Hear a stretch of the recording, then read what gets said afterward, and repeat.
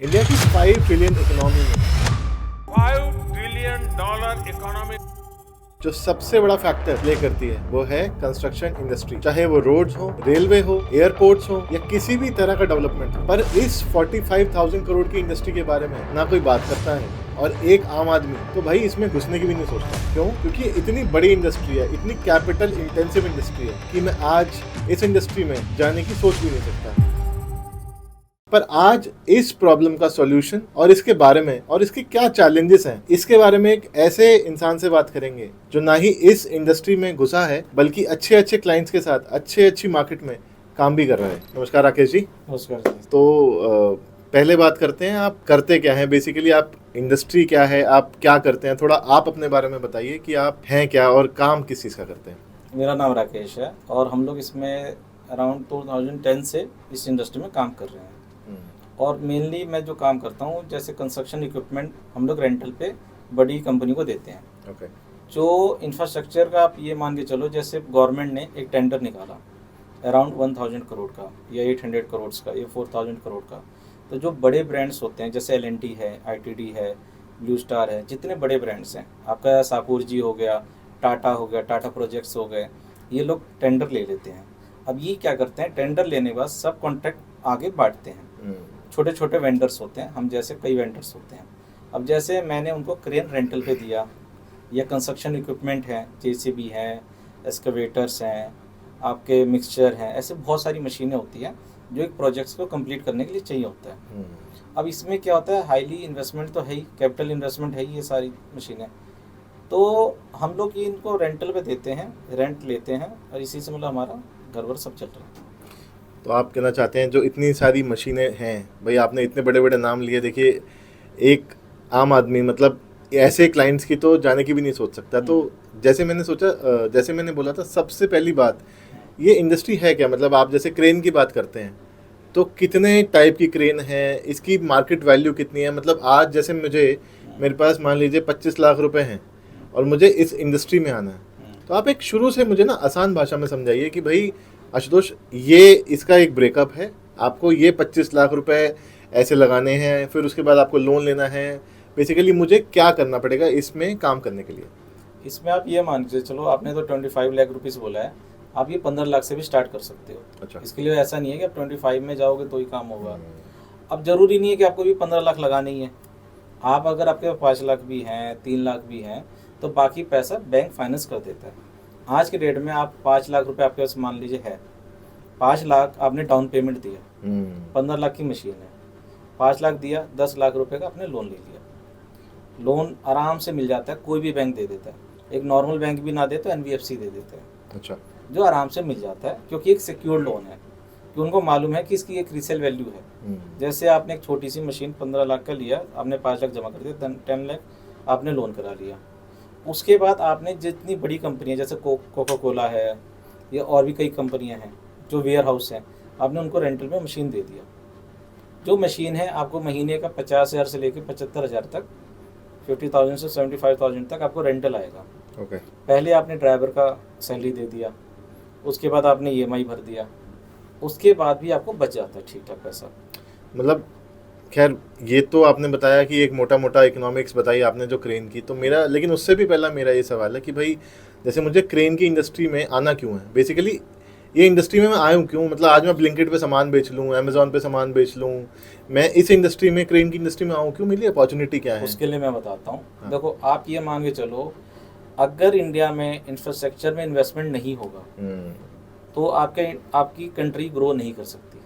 उसकी वजह क्या है, आज आप मान के चलो आपको रोड चाहिए, बिल्डिंग्स चाहिए, डैम चाहिए, आप एक इलेक्ट्रिसिटी भी आपको घर में आ रही है, कहाँ से आ रही है, आपको ग्रिड चाहिए, पावर ग्रिड तो चाहिए। तो ये जब तक कंस्ट्रक्शन नहीं होगा, इंफ्रास्ट्रक्चर की डेवलपमेंट नहीं होगा, तो आप कुछ नहीं कर सकते। आज फॉरेन जो आपके FDI आ रहे हैं, जो इन्वेस्टमेंट आ रहा है, क्यों आ रहा है, आज आप ब्लिंकिट चला रहे हो, जो ब्लिंकिट तक जो प्रोडक्ट आ रहा है वो भी किसी फैक्ट्री में बन रहा है, बाय रोड आ रहा है।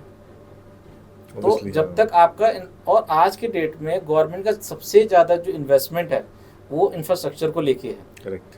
क्योंकि हमारे देश में 70% आप मान के चलो लोग गाँव में रहते हैं। ओके 70 से 80% लोग गांव में है, 20% आपका शहरों में है। अब गवर्नमेंट का 2046 तक का जो टारगेट है कि 50% एटलीस्ट शहर बनाए जाएं। अब जब शहर बनाएंगे तो उनके लिए रोड्स चाहिए, रेलवे लाइन चाहिए, सब चीज़ चाहिए। तो गवर्नमेंट का तो मेन फोकस है इंफ्रास्ट्रक्चर डेवलप करना। अब वो इंफ्रास्ट्रक्चर डेवलपमेंट के लिए क्या चाहिए? मशीनें चाहिए। सीधी सी बात है। आज आप मान के चलो मशीनों के बिना आप क्या करोगे? आपको कंक्रीट बनाना है, आपको पत्थर रखने हैं, कुछ भी रखना है तो क्रेनें लगेंगी। आप पहले खुदाई करोगे, उसके लिए एक्सकवेटर लगेगा, जेसीबी लगेगा, उसके लिए डंपर लगेंगे। तो ये अगर मशीनें नहीं होंगी तो आपका कोई भी प्रोजेक्ट नहीं बन सकता। तो ऐसे कोई स्टार्टअप्स हैं इस फील्ड में जो आपको पता है? आपका तो 2010 से काम है, पर स्टार्टअप की जहाँ तक कहानी है वो 2015 के बाद शुरू हुई थी। एक्चुअली इसमें स्टार्टअप तो कोई नहीं है। ओके। इसमें तो नॉर्मली आप पैसा इन्वेस्ट करते हैं, आप लोन लेते हैं, आपको बैंक से लोन मिल जाता है, आप कंपनी को नॉर्मली आप रेंट पे मतलब इसमें कोई इन्वेस्टर एज सच नहीं है? एज सच कुछ नहीं है, क्योंकि हमने जो शार्क टैंक देखा उसमें भी क्रेन या कोई ऐसा कुछ हैवी इंडस्ट्री का तो कोई मुझे प्लेयर दिखा नहीं। कुछ भी नहीं है। मगर आज आप अगर इंफ्रास्ट्रक्चर, अगर मशीनें ना हो तो आपकी जितनी माइनिंग है, आपको एक कोयला भी निकाल रहे हो तो किससे निकाल रहे हो? एक्सकवेटर से निकाल रहे हो, हाईवा लग रही है उसमें, उसके बिना तो आपका नहीं हो। आज आपके घरों में जो एक पत्थर मार्बल भी लग रहे हैं, कहाँ से आ रहे हैं? माइनिंग से आ रहे हैं। तो मशीनों के बिना तो कोई भी काम नहीं हो सकता। आज आप लेह लद्दाख में प्रोजेक्ट्स अगर आप देखो जो बहुत स्पीड से बन रहे हैं, अभी नॉर्थ ईस्ट में रेलवे लाइन अभी बनी है, जस्ट अभी उद्घाटन हुआ है कुछ दिन पहले। वो किसके बेस पे हो? अगर मशीनें नहीं लगाओगे तो अब कैसे काम होगा वहाँ पे?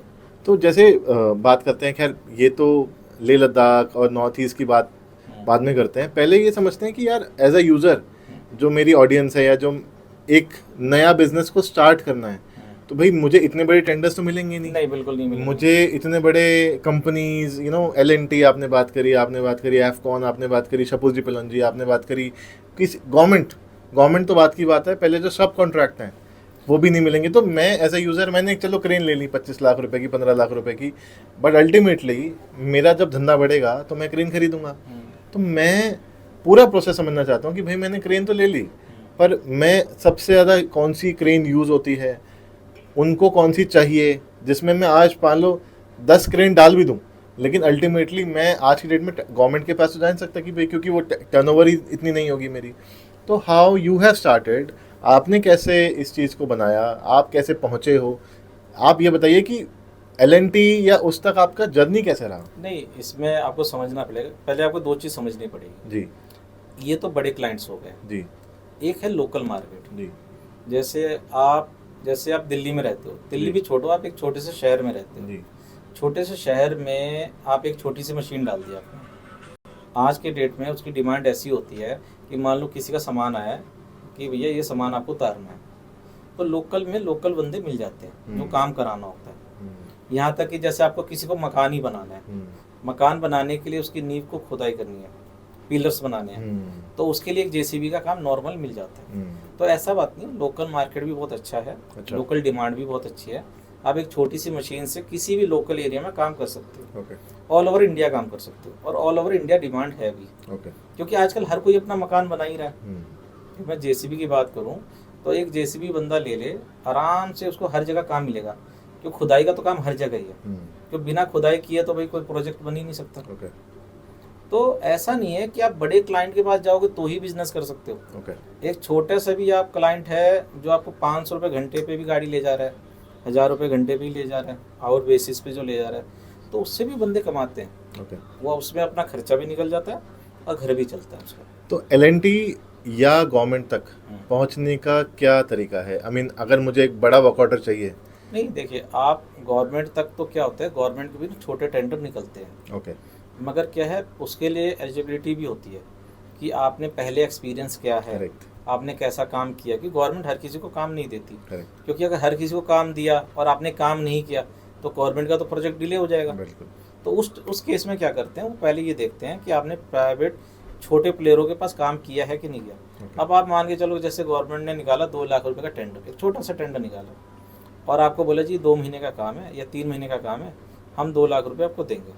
आपने उसका टेंडर भरा, कोट किया, कोट करने के बाद आपको मान लो आपने 2 लाख की जगह आपने बोला मैं 1,50,000 में कर दूंगा या 1,80,000 में कर दूंगा। गवर्नमेंट को लगा कि भाई सबसे लो रेट में आप काम कर रहे हो, L1 आप हो, तो गवर्नमेंट आपको काम दे सकती है। नेचुरली तो इसमें क्या PWD डिपार्टमेंट्स हो गए, MCD डिपार्टमेंट हो गया, आपके दिल्ली जल बोर्ड हो गए जैसे दिल्ली में है, ऐसे छोटे छोटे टेंडर्स निकलते हैं। तो इसमें आपने जैसे बताया भाई टेंडर्स निकलते हैं, तो टेंडर्स निकलने के लिए हमें ऑब्वियसली टर्नओवर भी बनानी पड़ेगी। नहीं देखिए इसमें वही समझने की वही दिक्कत ही है, अगर आपके जो छोटे टेंडर हैं हाँ। उनके लिए कोई खास टर्नओवर नहीं चाहिए होता। ओके, वही छोटा आदमी भी भर सकता है। गवर्नमेंट के जैसे पोर्टल हैं, बहुत सारी वेबसाइट्स हैं, जेम जैसे जेम है, उसके बाद गवर्नमेंट के अपने खुद के डिपार्टमेंट के भी पोर्टल होते हैं ओके जहाँ पे वो टेंडर्स डाल देते हैं ओके कि कोई भी पार्टिसिपेट कर सकता है। फिर आपके न्यूज़पेपर्स हैं, न्यूज़पेपर्स में भी टेंडर्स निकलते हैं PWD वगैरह जैसे डालते होंगे, MCD नॉर्मली। डालते हाँ होंगे। नॉर्मली आप मतलब रोज अगर अखबार पढ़ रहे हैं उसमें एक है ना प्रॉपर एक कॉलम होता है टेंडर्स का, आप उसको रोज पढ़ते रहो, उसमें कोई ना कोई टेंडर्स आपको आएगा ओके, जो आपके बजट में होगा कि ठीक है जी मैं 5 लाख तक का काम कर सकता हूँ और आप भर सकते हो। तो इसमें जैसे शुरुआत में ही हमने बात करी थी कि भाई एक्चुअली कैपिटल इंटेंसिव इंडस्ट्री है, हाँ, इसमें definitely ऑब्वियसली है। क्रेन कोई ऐसा तो नहीं है कि मैं आज 1 लाख रुपए से एकदम से, तो आई नीड सम कैपिटल, चाहे वो लोन से आए चाहे वो किसी से आए। अगर बेसिकली आप अगर देखो हम्म। कि आपको 1 से 1.5% का रिटर्न आता है, अच्छा, मोटा मोटा 1 से मोटा 1.5% मोटी का आप जो आप calculation value of the crane.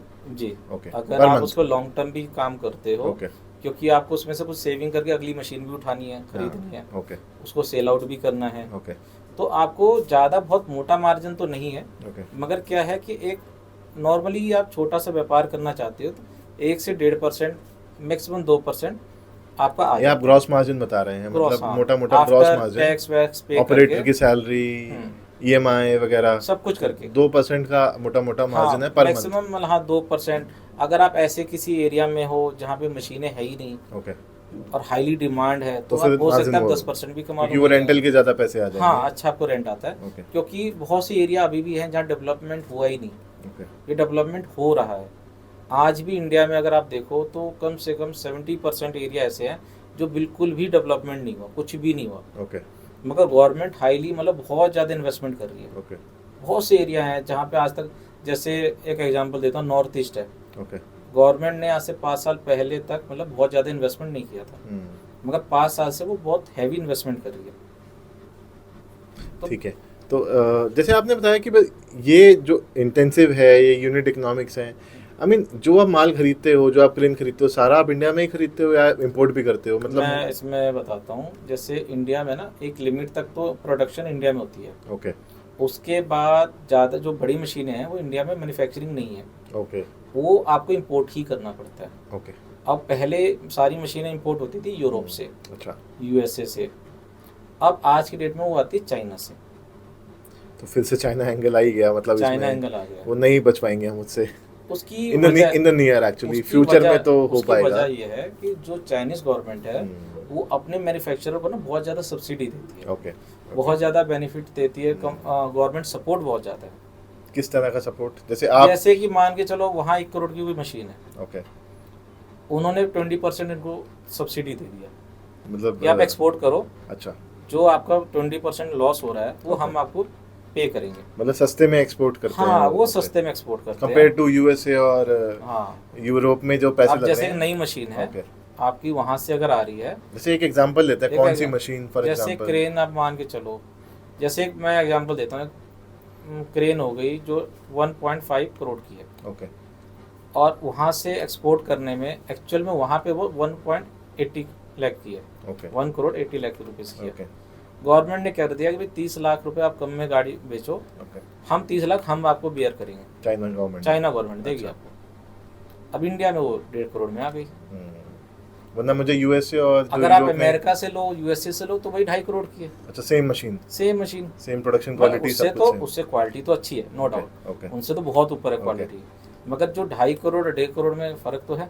Okay हमारे इंडिया में क्या है कि रेंटल ज़्यादा मिलता नहीं है, ओके अगर आप 1.5 करोड़ रुपये लगा रहे हो और रेंटल आपको मिल रहा है 2.5 लाख रुपये महीना, तो आपको तो कुछ बच ही भाई, नहीं रहा। हर बिजनेसमैन कम से कम 12% की रिटर्न तो चाहता ही है साल की। 12 नहीं तो एटलीस्ट 8% तो आए साल का, ओके ओके 8% तो चाहिए। और इस टाइम सर्वाइवल भी इसलिए ऐसा हुआ कि कंपटीशन बहुत हो गया। ओके जो बड़े प्लेयर्स आए हुए हैं या बड़े प्लेयरों ने बहुत इन्वेस्टमेंट करके बैठे हुए हैं, ओके अगर आपको उनसे आप सीधा सीधा कंपटीशन कर रहे हो तो वो क्या क्रेडिट पे ज़्यादा देर के लिए दे सकते हैं, ज़्यादा मंथ के लिए दे सकते हैं। आप सोच रहे हो हमें 1 महीने या 2 महीने बाद पेमेंट मिलेगी, वो 6 महीने की क्रेडिट देने की तो कौन सी कंपनीज हैं जो इंडिया में क्रेन्स को एक्सपोर्ट करती हैं चाइना से? ऐसे एक दो लोकल है। आप, अच्छा लोकल हैं ओके। एक्चुअली। क्या है, कोई भी ऐसी कोई कंपनी नहीं है। जैसे यहाँ पे जेसीबी है, नहीं ऐसा नहीं, ये कुछ? तो मैन्युफैक्चरिंग करती है जेसीबी। हाँ अब जैसे मैं एग्जांपल देता हूँ, एक सीएमजी कंपनी है, ओके चाइनीज कंपनी है, वो खुद इंपोर्ट करती है नई क्रेन ओके और यहाँ पे सेल आउट करती है। ओके, अपना ट्रेडमार्क लगा के, अपना ब्रांड नहीं लगा नहीं, के। उनका अपना खुद का प्रोडक्ट है। ओके वो मैन्युफैक्चरिंग चाइना में करती है ओके और चाइना में मैन्युफैक्चरिंग करके वो सीधा इंडिया में इंपोर्ट कर लेती है।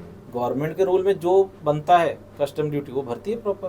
ओके, मतलब वो अपना सब कॉन्ट्रैक्ट करवा के मैन्युफैक्चरिंग करवा नहीं लेती नहीं, है चाइना में? खुद ही मैन्युफैक्चरिंग करती है। अच्छा। मैं नई मशीन की बात कर रहा हूँ। ओके ओके ऐसा नहीं है। एक्सीएमजी अगर आप देखो, अब जैसे सैनी, एक नाम बताता हूँ, सैनी, वो वर्ल्ड की नंबर 1 कंस्ट्रक्शन मैन्युफैक्चरर है। ओके वो जो मशीनें हैं, कंस्ट्रक्शन इक्विपमेंट जो बनाती है, पूरे वर्ल्ड में नंबर 1 पे सैनी ब्रांड है ओके जो मैन्युफैक्चरिंग करती है। ओके उसके बाद ऑल ओवर वर्ल्ड वो Okay. एक्सपोर्ट करती है, ओके वो इंडिया में भी इंपोर्ट करती है।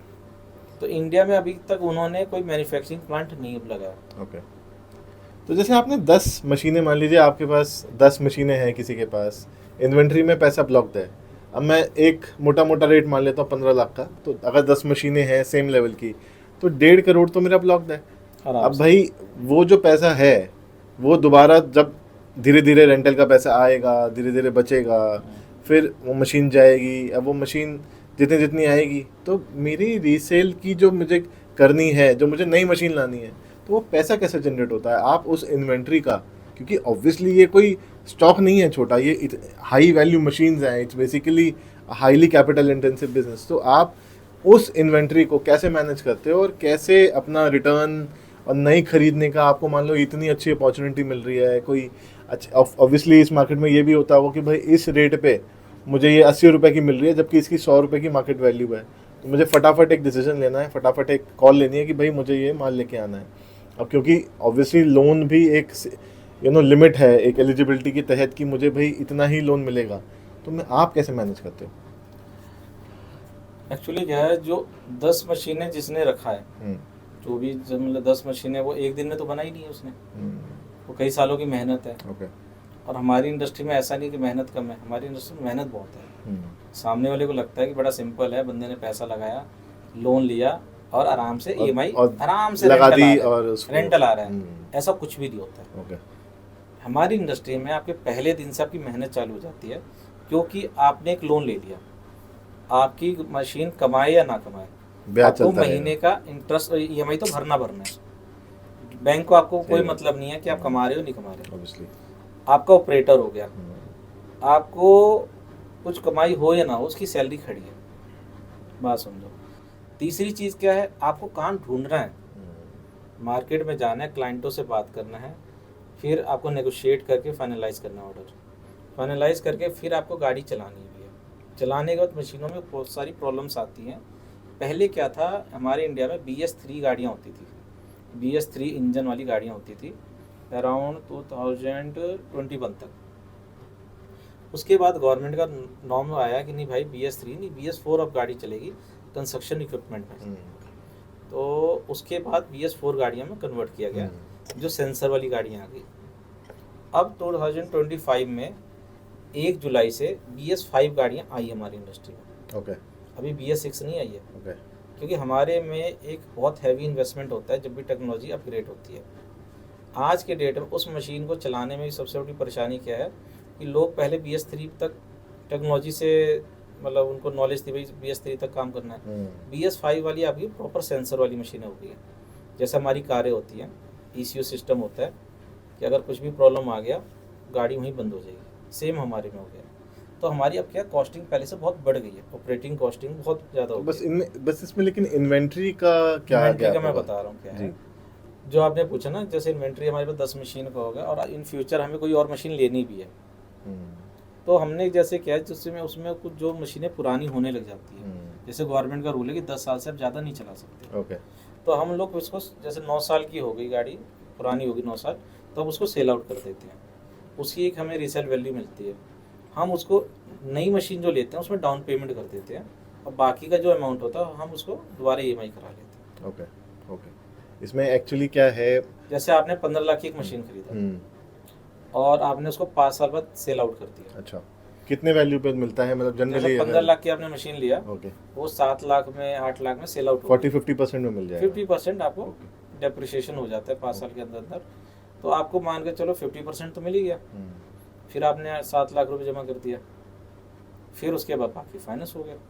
तो इसमें जैसे कैश फ्लो का आपके पास आपने बताया था कि 3 से 6 महीने का हाँ, ये क्रेडिट problem पीरियड है। होता है हमारे यहाँ। ये हमें पैसा बैकअप में रखना पड़ता है। ओके अगर आपके पास बैकअप में 3 महीने का वर्किंग कैपिटल नहीं है ओके। तो आप हमारी इंडस्ट्री में बिल्कुल सर्वाइव नहीं कर तो सकते। एक छोटा सा एग्जांपल लेते हैं कि वर्किंग कैपिटल से आपका क्या मतलब है? वर्किंग कैपिटल है कि ऑपरेटर की सैलरी 3 महीने आपको ऑपरेटर की सैलरी अपनी जेब से देनी पड़ेगी। कितनी होती होगी ऑपरेटर की सैलरी? आप 20,000 मान लो, 20 से 25,000। 25 तक होती क्या है। इंडिया में ऐसा लोग आराम से मिल जाते हैं आपको, मतलब ऑपरेटर्स? एक्चुअली इंडिया में स्किल लेबर की कमी है बहुत ज़्यादा, ओके, मगर मिलते हैं, ऐसी बात नहीं मिल रहे हैं।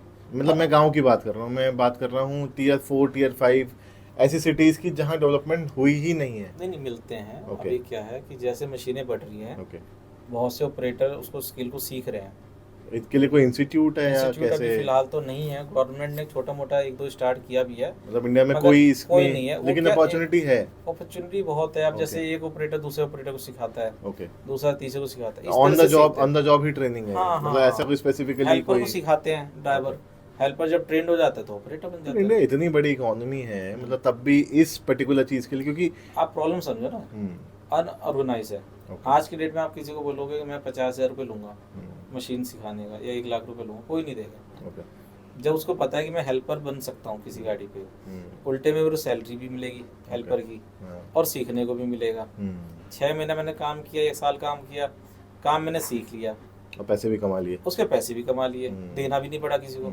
तो कोई इंस्टीट्यूट को क्यों पैसा पे करे? ओके, तो 3 से 6 महीने का जैसे क्रेडिट आता है, जो वर्किंग कैपिटल आपने बोला, तो मैं मान के चलता हूँ कि उसमें वर्किंग कैपिटल से आपका मतलब है कि वो पैसा जो आपको कस्टमर से लेना है और वो पैसा जो आपको देना है। अब भाई बैंक को पूरा लोन देना है आपको, भाई बैंक से खरीदा नहीं खरीदा, आपने किसी कंपनी से खरीदा जैसे JCB CMG, तो वो जो रेंटल है भाई वो तो इतना आसान है नहीं, क्योंकि वो तो छोटी सी अमाउंट है। इन्हीं जो बड़ी अमाउंट है जो आपको देना है वो बहुत बड़ी अमाउंट है। तो इसमें जो आपको देना है वो सारा का सारा आपने बैंक से फाइनेंस किया, तो बेसिकली आप EMI जो सर्विस कराते हो वो सारा कस्टमर से लेके ही ऑब्वियसली EMI को देते रहते हो। मेन वही है ना, शुरुआत में आपने काम कैसे किया ये डिपेंड है। अब जैसे आपने एक मशीन लिया, एक मशीन को जब तक आप फ्री नहीं कर लेते हो, जब तक उसकी EMI खत्म नहीं हो जाती, फ्री मतलब पूरा EMI जब देके तक EMI पूरी कंप्लीट नहीं हो जाती, तो क्या होता है कि ज़्यादातर जिनके पास एक मशीन है या 2 मशीन है, वो उस कस्टमर के पास काम करते हैं जो कस्टमर टाइमली पेमेंट कर दे। ओके, जैसे 1 महीने के अंदर या 2 महीने के अंदर पेमेंट कर दे, क्योंकि उनके पास सर्वाइवल के कोई चांस नहीं होते। अगर वो 6 महीने या 3 महीने के क्रेडिट में काम करेंगे तो वो समझ लो उनका बिजनेस बंद हो जाएगा। ओके, वो सर्वाइव नहीं कर सकते। ओके, आज के डेट में उनको उसी क्लाइंट के पास काम करना है, बेशक कम रेट में काम करना है, कि सर देखो मेरी EMI है, ये मेरी ड्राइवर सैलरी है, एटलीस्ट इतना तो मेरे को पेमेंट कर दो कि मैं कम सर्वाइव करूँ। ओके, तो ऐसे भी क्लाइंट है मार्केट में जो इतनी सर्वाइव के लिए पैसा दे देते हैं। ओके। इसमें आपके लिए एक्सपोर्ट की कोई अपॉर्चुनिटीज़ हैं, या आपकी कोई ऐसी अपॉर्चुनिटी जो आपने सोचा है कि नहीं इस मार्केट को मैंने एक्सप्लोर करना है?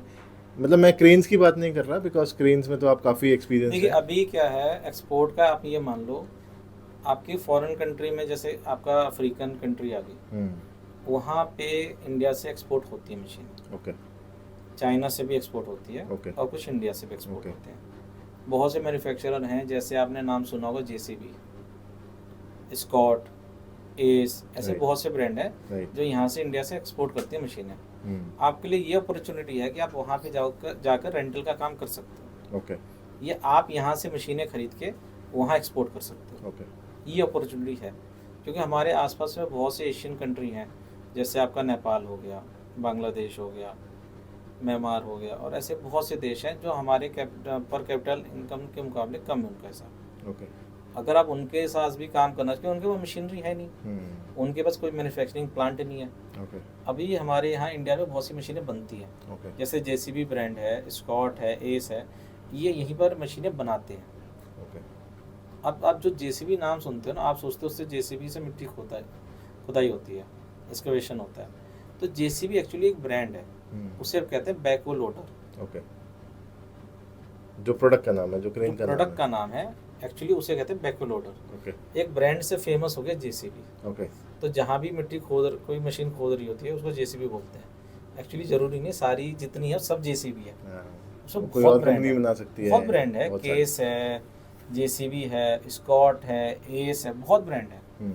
तो अगर किसी को इसमें जाना है, इस इंडस्ट्री में जाना है, तो आपका क्या सजेशन होगा कि भाई वो छोटे से स्टार्ट करे, ओके एक छोटी सी मशीन ले। 10-15 लाख 20 लाख से स्टार्ट करें? हाँ 10-15 लाख से स्टार्ट कर सकता Okay. है, 30 लाख से स्टार्ट कर सकता है, ओके 5 लाख रुपए जमा करके बाकी फाइनेंस करा सकता है। ओके फाइनेंस आराम से हो जाता है। फाइनेंस आराम से होता है, हर कंपनी 1 मिनट में देती है। ओके कई कंपनियां तो ये आप मान के चलो 100% भी फाइनेंस होती है। और ये कहाँ पे दरवाज़ा खटखटाए कि भाई मेरी क्रेन ले लो, या फिर वो कैसे देखिए जाए? इसके लिए तो क्या है, पहले अगर आपके यहाँ एक मशीन है तो आपको लोकल मार्केट पे ध्यान देना पड़ेगा। ओके आपके जहाँ आप गाड़ी खड़ी रेजिडेंशियल करते हो या रेसिडेंशियल में कमर्शियल मिल जाता है हो? काम, ओके ऐसा इतना बड़ा इशू नहीं है, ओके क्योंकि आपकी रोड पे मशीन खड़ी है, कोई भी देखेगा तो आपसे गाड़ी मांगेगा। ओके जनरली बिल्डर्स या डेवलपर्स, जो लोकल बहुत डेवलपर्स हैं, अब होंगे, जैसे आप बिल्डर्स हैं, हाँ उनको 6 महीने के लिए गाड़ी चाहिए, 3 महीने के लिए गाड़ी चाहिए, रोड पे जेसीबी खड़ी है ओके या रोड पे क्रेन खड़ी है, उसको जरूरत है, वो अपने आप आएगा आपसे ले जाएगा। ओके आखिरी सवाल, आप इंडिया की ग्रोथ स्टोरी कैसे देखते हैं? आई मीन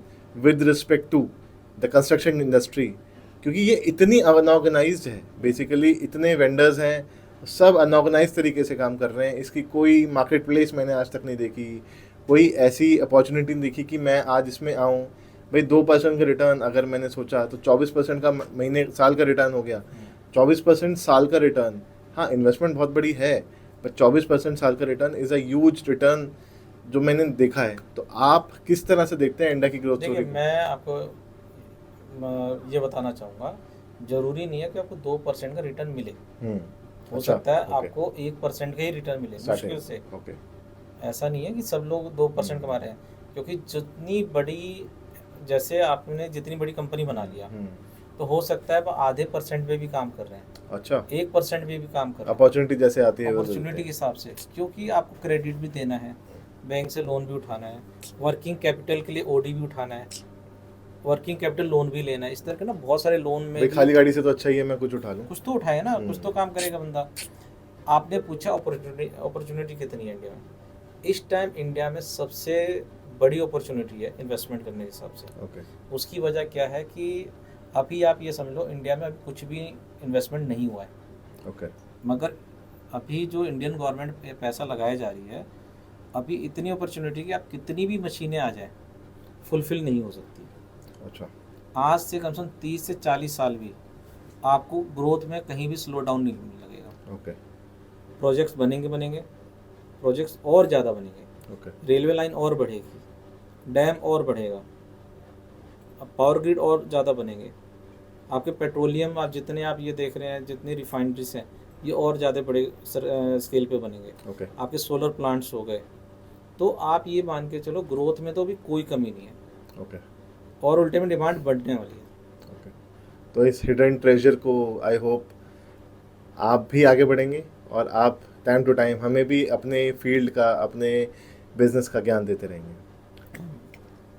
तो ये थे मिस्टर राकेश, ये हैं अपना क्रेन प्राइवेट लिमिटेड के ओनर, एंड आई होप इस पॉडकास्ट से आपको कुछ नॉलेज मिली होगी, कुछ इंसाइट्स मिले होंगे, कुछ आइडियाज़ शेयर हुए होंगे कि इस इंडस्ट्री के बारे में कैसे आप आगे बढ़ सकते हैं और क्या ये इंडस्ट्री आपके लिए एक्चुअली अच्छी है या नहीं।